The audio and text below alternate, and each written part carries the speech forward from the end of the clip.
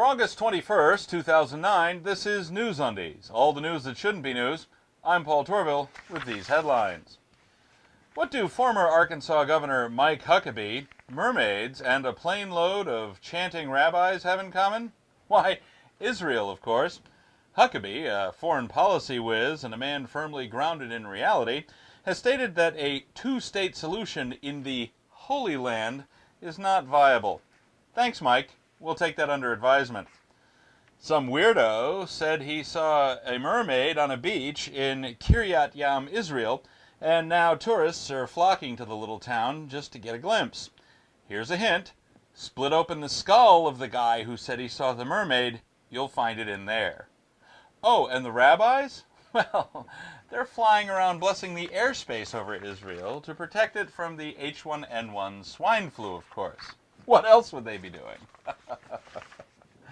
Oh, former U.S. Representative from Texas, Tom DeLay, is expected to be appearing on Dancing with the Stars soon. Jesus, Tom, things just aren't going your way, are they? Robert Novak. In select cities all around Europe and the United States, ads have been appearing on municipal buses, either promoting atheism or offering fellowship to those who have already adopted the view. As one might expect, religious groups are frothing at the mouth. Oh, it's so offensive! Well, why do you mention God if you don't believe in Him? It's not free speech, it's blasphemy! Give me a break.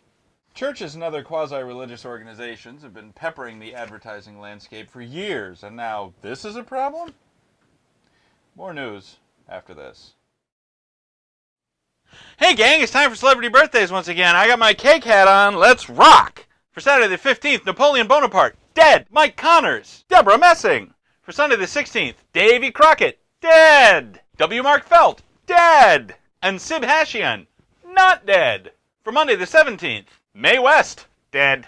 Francis Gary Powers, dead. Sean Penn. For Tuesday the 18th, Meriwether Lewis, dead. Shelley Winters, dead! And Robert Redford. For Wednesday the 19th, Orville Wright, dead. Gene Roddenberry, dead. Fred Thompson, not dead. For Thursday the 20th, Benjamin Harrison, dead. He was President of the United States. Did you know that? Alan Reed, original voice of Fred Flintstone. He's dead. And Fred Durst. For Friday the 21st, that's today. Friz Freeling, dead. Princess Margaret, dead. Wilt Chamberlain, dead. That's Celebrity Birthdays. I'm Paul Torville, and I am done! The Church of Latter-day Saints, who were trying to come up with a shorter name but couldn't agree on one, just can't seem to get a break these days. Between the whole Warren Jeffs thing and Prop 8 and the Boy Scouts and, of course, Mitt Romney, and who could forget the crazy underpants? Well, oh dear. Homosexuals across Europe and North America have staged a kiss-in to protest the church member-initiated arrests of homosexuals who kissed in public. The church's staunch anti-gay stance has left it very unpopular with just about anybody who's not a Mormon. Celine Dion. A new study of beaches around the country shows that some beaches have higher concentrations of E. coli and other dangerous bacteria than other beaches, and that eating sand is probably a bad idea. Other things that should be avoided, according to the study, include playing in the sand, making sandcastles, being buried in the sand, touching the sand, looking at the sand, thinking about sand, using sandpaper, and reading the newspaper. Of course, everything should be okay if you just wash your hands before you eat anything.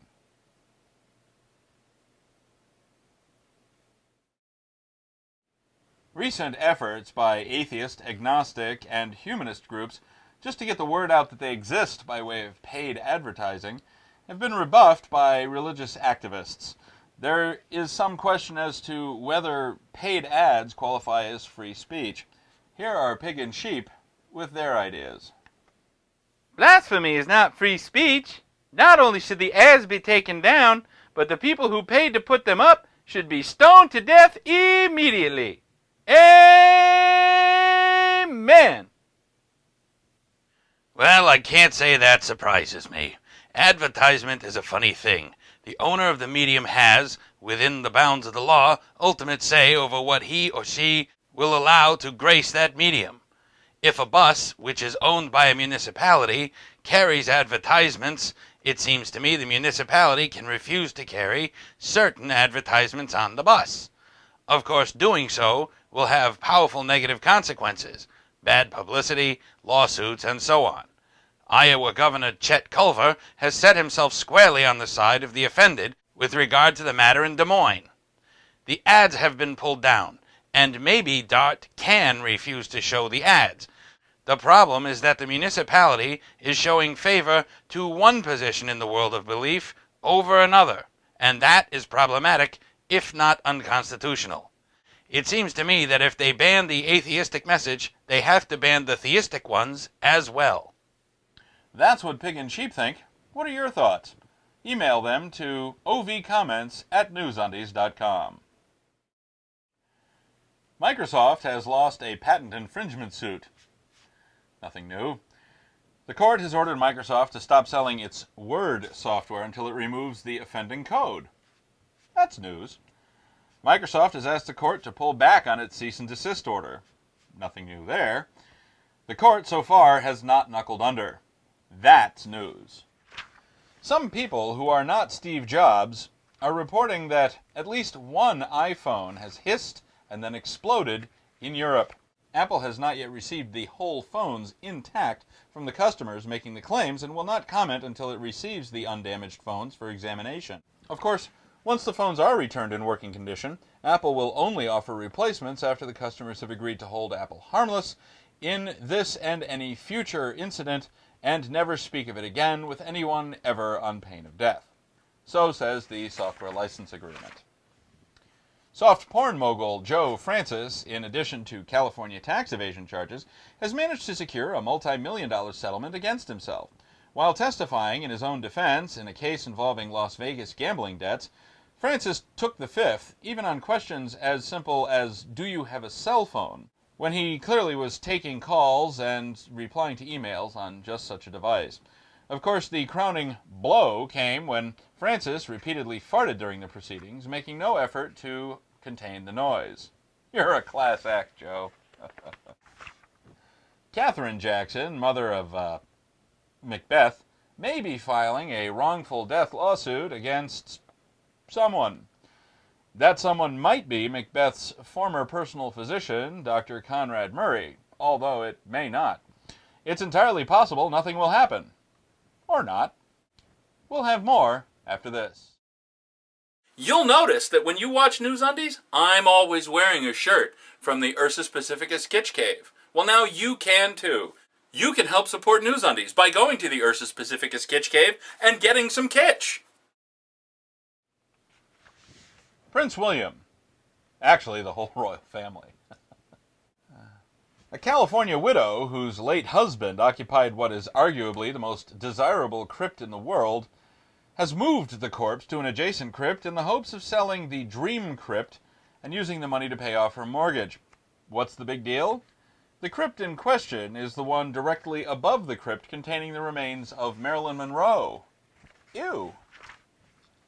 And finally, and I do mean finally, we all saw this coming, didn't we? Lemonade! A 10-year-old girl operating a lemonade stand with her father in New York was pinched by local authorities for selling food without a permit. There's law enforcement, there's, "Are you serious?" and then there's this. Well, that's all for this edition of NewsUndies. Thanks for watching. Until next time, I'm Paul Torville.